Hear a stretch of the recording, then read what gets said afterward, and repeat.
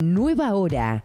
Hasta el mediodía, los temas más relevantes son agenda en tiempo compartido. Seguí en NBR, la radio, FM 90.5, donde el mensaje se potencia. Estamos en contacto con el doctor Salud ya en el aire. Nos está contando del previaje, de los méritos del previaje. ¿Qué tal, Nolo? Buenos días. Buen día, ¿cómo estás, Alfredo? Y cómo están todos los colaboradores de tu radio. Bien, un gusto. Empezando porque la veo muy bien a Claudia, sí, lo cual me da mucha alegría. Significa que está recuperada. Gracias a Dios. Que está en pleno trabajo, así que sí, más que contenta. Yo me atrevo a decir, sin su consentimiento, que ella te está muy agradecida a vos también por todo lo que le ayudaste. No, hice todo lo que tenía que hacer cuando uno tiene afecto, en primer lugar, porque sin afecto no existe nada, y segundo, cuando tiene uno se siente compelido, esta es una linda palabra, actuar, porque también tiene una responsabilidad social comunitaria. Entonces, uno tiene que obedecer esas dos cosas, a los afectos primero y a la responsabilidad social comunitaria. Bueno, Nolo, siempre es lindo hablar con vos, hablamos de Claudia, estamos hablando del previaje. Contanos esa experiencia, ¿estuvo buena?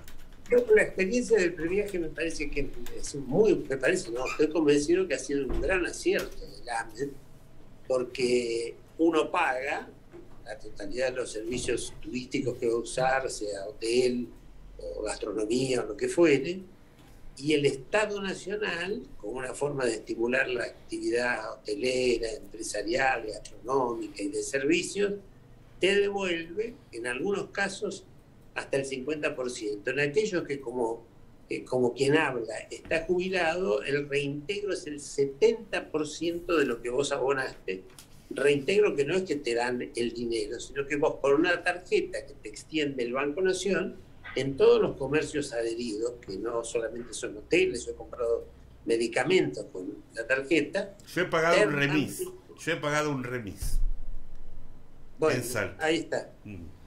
Uno paga no solamente el pasaje de avión, de la nafta también, por ejemplo, y de manera tal que si bien sentís el desembolso inicial, después haces cosas que no podrías haber hecho si no tenés el reintegro.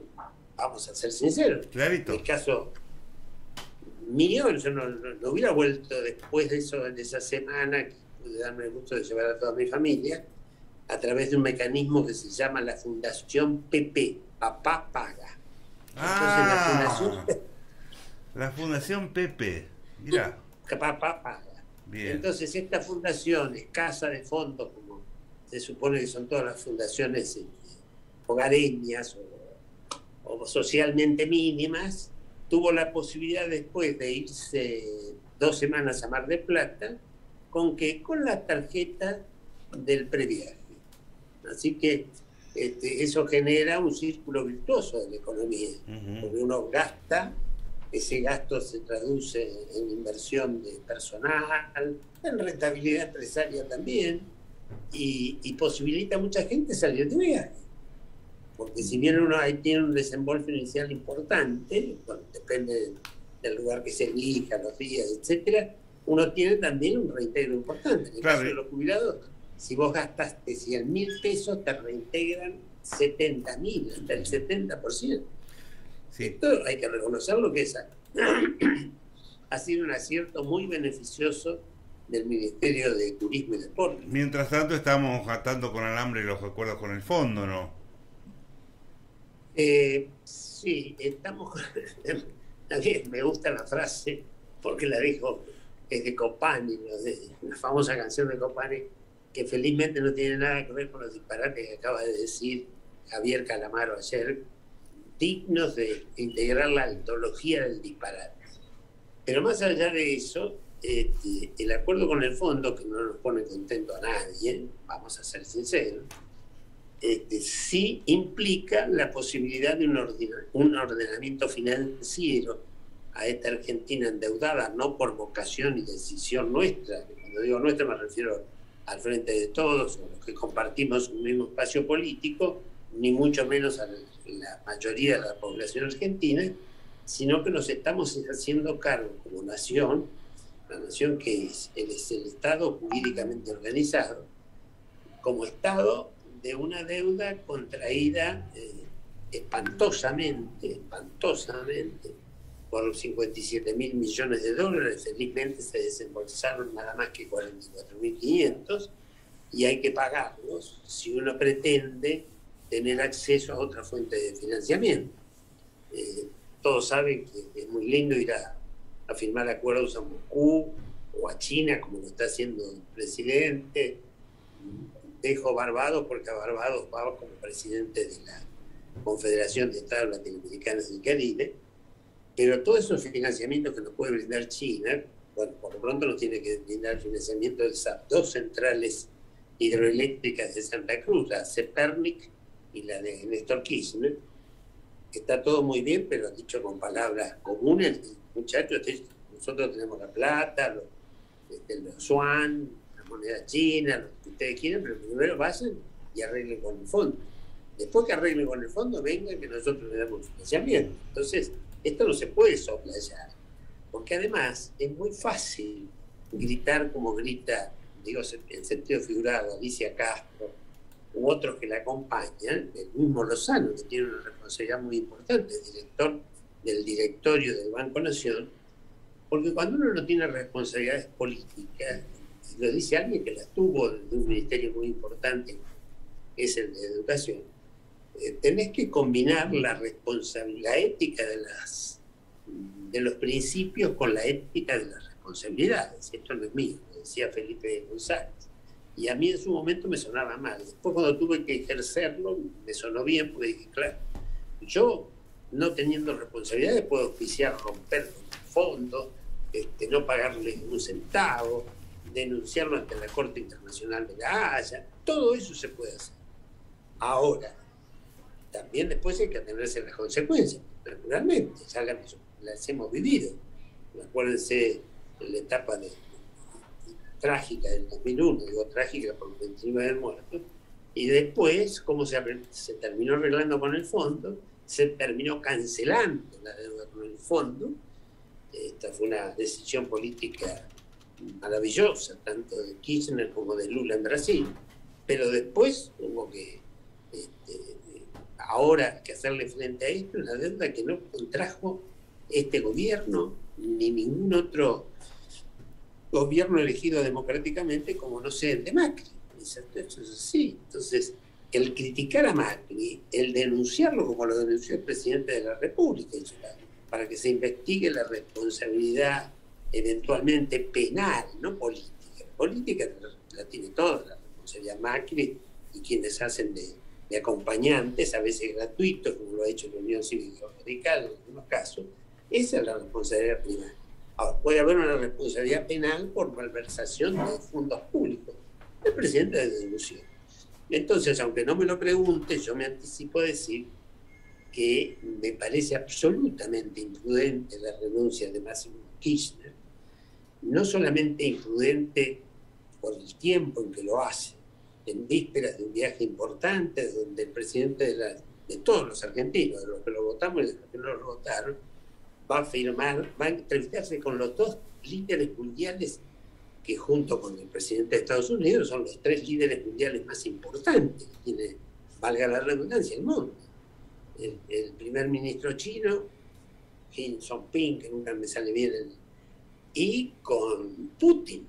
Esto es así. Entonces, que el presidente del bloque de diputados nacionales de tu partido se exprese renunciando, tiene todo el derecho del mundo, por supuesto, renunciar a esa jefatura 24 horas antes de que parte el presidente, me parece que es un exocé, que parecería un término antiguo para algunos que nos escuchan, hay que aclarar que fueron los misiles que se usaban en la guerra de Malvinas, a la autoridad y al poder presidencial, aunque otros no lo digan, esto es así, hay que ser sincero, esto no es gratuito. Lanzarse. Claro, no es un matiz ahora, a la concepción. No es un matiz en la concepción. No es un matiz en la concepción. Estoy de acuerdo con vos, Alfredo. Lo que pasa es que el presidente de la República, yo me imagino, ayer lo veía en el reportaje que me hizo Silvestre, donde incluso no se lo veía con esa agilidad verbal, oratoria que tiene, lo vi vacilante en algunos puntos, no puede decir, bueno, en realidad esto fue una monstruosidad, que se puede calificar. Yo creo que en el fondo lo debe sentir así. Y también, tampoco se me escapa, y eso que yo soy un profundo admirador de la figura política de Cristina Elizabeth Fernández de Kirchner, tampoco se me escapa a mí que, a pesar de que el presidente dijo que Cristina no estaba de acuerdo con la renuncia a la jefatura del bloque, que siendo hijo de un presidente de la nación argentina y de una vicepresidenta en ejercicio, no creo que esto no lo haya consultado no solamente con Cristina, sino que Cristina, esto corre por cuenta mía, es una absoluta hipótesis, así que no se tome como que yo sé algo, no sé nada. Sé lo que saben ustedes, alguna cosita más que me puedan haber comentado y me comentarán esta tarde algunos compañeros de Frente Grande que me voy a reunir en la marcha contra la Corte. Pero a mí no se me escapa que esto no nace en un momento de calentura de Máximo Kirchner. No, porque además él ha planteado que ya a fin de año le había hecho el comentario al presidente y que había otros compañeros que podían ocupar su lugar, es decir, que venía ya diciendo esto va a ocurrir. No, eso sí lo creo, porque lo afirma que en la comida de fin de año. Pero lo que yo creo que si él tenía esa decisión ya tomada en diciembre, debería haber aguardado por lo menos, el comienzo del periodo ordinario de sesiones, que comienza hoy en ambas cámaras legislativas, el Poder Legislativo de la Nación, y haber ido como preparando un poco la situación. Me parece que, no ha sido un impacto para todos. Es decir, negar esto sería de eso. Es decir, no da lo mismo que renuncie Cecilia Moró, que es la vicepresidenta del bloque de diputados nacionales del Frente de Todos, que renuncie Máximo Kirchner. O lo sabe, te lo digo a vos, pero se lo digo a la comunidad que nos puede estar escuchando. Es lo mismo que renuncie a la jefatura del bloque interfederal, que no me acuerdo quién es el presidente, a que renuncie Máximo Kirchner por la densidad política que tiene Máximo Kirchner. No es lo mismo. No podamos. No disimulemos lo que se puede disimular. Y hablando del acuerdo, hay quienes discuten la cuestión de que no se va al fondo de la cuestión. Dice, se acuerda una reducción del déficit solo cargando sobre las espaldas de las tarifas, de quienes pagan las tarifas. ¿Tenés alguna interpretación en ese sentido?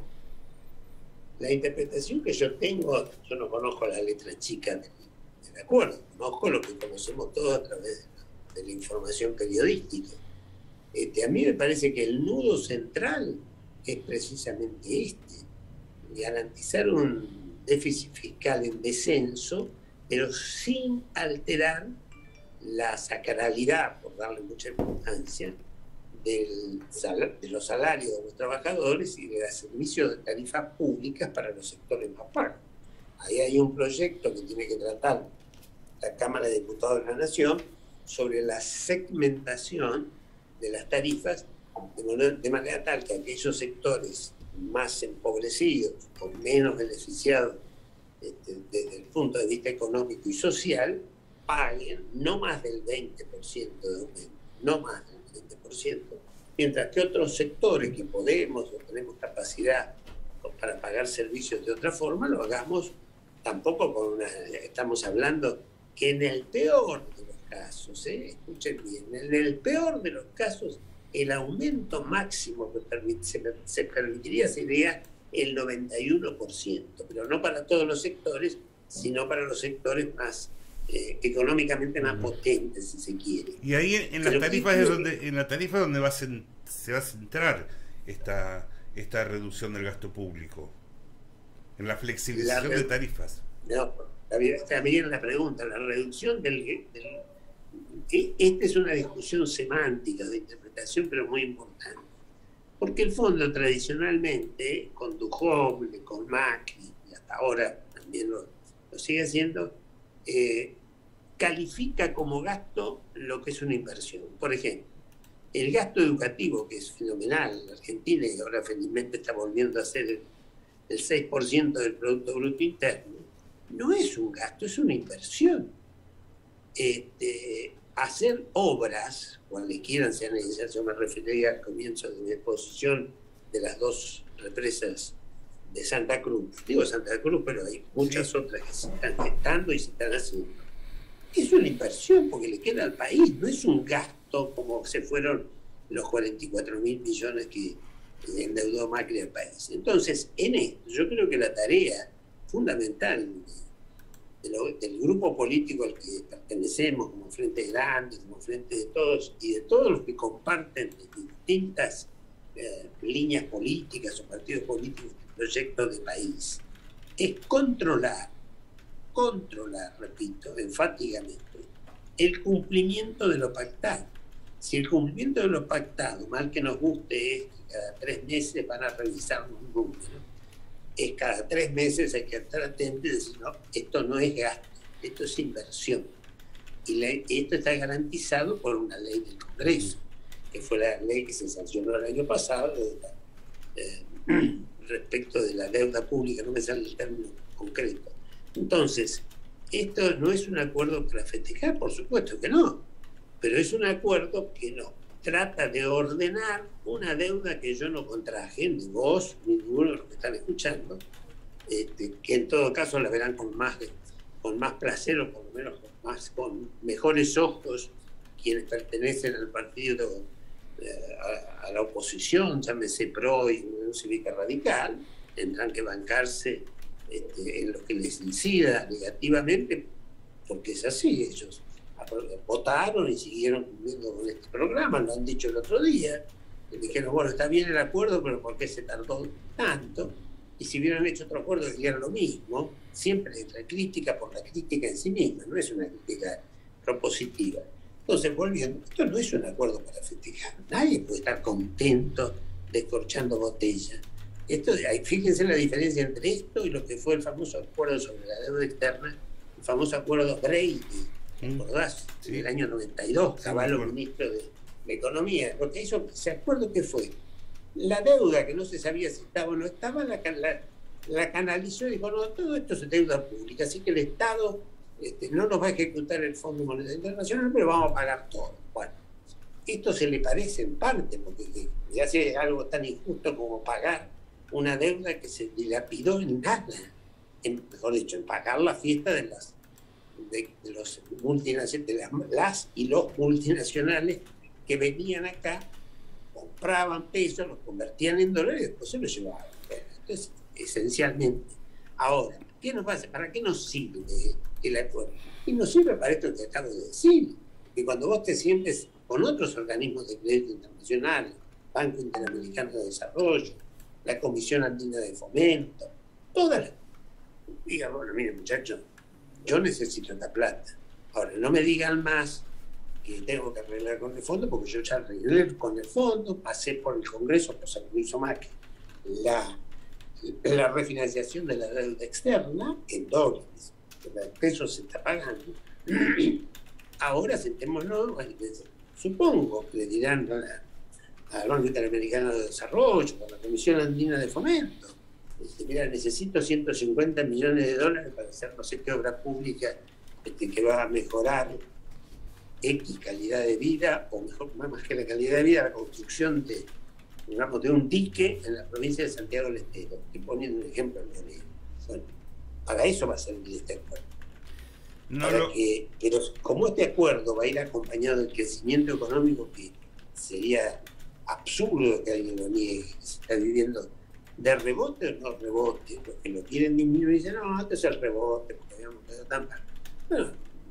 Bueno, por citar una famosa frase, hoy estoy medio, no nostalgioso, sino antiguo, parezco Enrique el Antiguo, habría que apelar a la famosa frase de Adelina D'Alessio de Viola, cuando dijo socialismo en las pelotas. Bueno, esto también, rebote las pelotas, mentira, porque hay sectores industriales que no tienen crecimiento por rebote en función de lo que habíamos caído, sino que ya están superando la actividad económica del 2019, que fue la pre-pandemia. No, Entonces, rebote, pelota. Finalmente, respecto a este tema, ordenar las cuentas sería el resultado de esta negociación con el fondo, que no es feliz, pero que es lo que se pudo hacer para continuar el desarrollo en términos de la concepción del actual gobierno. ¿Ese sería un resumen? Eso sería un resumen, efectivamente. Ordenar las cuentas. Y hoy, en otro orden, ¿qué van a pedir respecto de la Corte? Contra la Corte, dijiste. Sí, vamos a pedir exactamente todos los que participamos en ella, que no son los partidos políticos, son fundamentalmente asociaciones gremiales de abogados, como la Asociación de Abogados Laboralistas, la Asociación de Abogados de Buenos Aires, bueno, muchas, y además entidades como las Abuelas de Plaza de Mayo, la Liga Argentina. Vamos a pedir lo siguiente, muy concretamente. Esta es una corte que ya tiene un vicio de origen. Dos de sus actuales integrantes, nada más y nada menos de que quien es el presidente ahora, Rosati, y quien es su vicepresidente, Rosenkrantz, no solamente se votaron a sí mismos, los dos últimos incorporados a la Corte fueron. Los dos últimos incorporados por decreto. Por decreto, sí. Incorporarse por decreto. Luego, ante la resistencia popular y de los partidos políticos, tuvieron que aceptar que fuese el Senado, que tuvieran que pasar por el Senado como corresponde constitucionalmente. Fue una de las primeras barbaridades de Macri. ¿Cómo? Fue una de las primeras barbaridades de Macri. Una de las primeras, la primera te diría, porque fue los primeros días de enero del 2016. Sí, exactamente. Pero además queremos una cosa muy simple, que la Corte tenga plazos para expedirse. Esto sí le cambia la vida a la gente, porque la gente sabe, cuando va a hacer un juicio, que puede ganar o perder, y que tiene el recurso de apelación. Muy bien. Todos saben, y si no lo saben, aprovecho para que se enteren, que los jueces tienen plazos para expedirse. Porque si no se expiden en el plazo que fijan los códigos procesales de la provincia de Buenos Aires, de la ciudad de Buenos Aires, de todas las provincias argentinas, cada una de acuerdo a su régimen, pueden perder la jurisdicción, o sea, pueden perder la capacidad de dictar sentencias y ser sometidos al juicio político. Esto rige para los jueces de primera instancia y para los de segunda instancia, son los camaristas. Por citar un ejemplo, si un camarista de Mercedes, departamento judicial al cual pertenece Navarra, deja vencer el término que legalmente tiene para dictar su sentencia, y alguien lo denuncia, le van a formar una causa. Eso no rige para el más alto órgano de justicia que tiene la nación, que es la Corte Suprema de Justicia de la Nación. Por eso, por ejemplo, hace 2 años y medio que tiene para resolver la apelación que hizo Milagro Sala, y hace 2 años y medio que la tiene cajoneada. Yo no estoy hablando de los méritos o los deméritos de Milagro Sala, estoy diciendo qué siento yo como ciudadano y además como abogado. Entonces, tener una corte a la cual se le fijen plazos para dictar su sentencia no es poca cosa. Tener una corte que se aumente la cantidad de miembros para que haya salas, como tienen muchos países, 12 miembros divididos, supongamos, en 4 salas de 3. Porque hay una alta especialización. Vos podés creer, sin que seas abogado, que ahora 4, que ya renunció Cayton de Nolasco, que 4 jueces nada más puedan resolver la multiplicidad de temas que tiene hoy la interpretación de las leyes. Hoy se habla del delito informático, no hay un especialista en derecho laboral en la Corte. Entonces tendría que dividirse en salas como en otros países, y una sala civil y comercial, una sala penal, una sala laboral y previsional, por ejemplo. Y esto se puede hacer sin modificar la Constitución, no se requiere modificar la Constitución. Y también otra cosa que es muy importante, que la tiene Uruguay desde hace muchísimos años. Los jueces, en esto sí habría que modificar la Constitución, no puede ser eterno, porque si hay un poder, los 3 poderes políticos del Estado, que no es sometido a la vindicta pública, porque no es votado, es la justicia. Y me parece bien que no se voten los jueces, pero no me parece bien que sean eternos. Entonces, en Uruguay, los jueces de la Corte duran como máximo 10 años. Vos cumpliste tu mandato de 10 años como ministro de la Corte Suprema del Uruguay, volvés a la profesión, si todavía tenés edad para seguir trabajando, y venías de ese palo, o te jubilás. Bueno, esto habría que hacerlo acá también. No es posible que... a ver, Fay se jubiló a los 97 años, porque había sacado una acción de amparo contra una cláusula constitucional que es la que establece como tope 75 años. Hayton de Nolasco, que acaba de renunciar el 1 de diciembre, que era la única mujer que quedaba en la Corte, también consiguió su amparo para seguir siendo jueza a pesar de los 75. El único que gobernó con el ejemplo fue Zaffaroni. Cumplió 75, renunció, como corresponde. Bueno.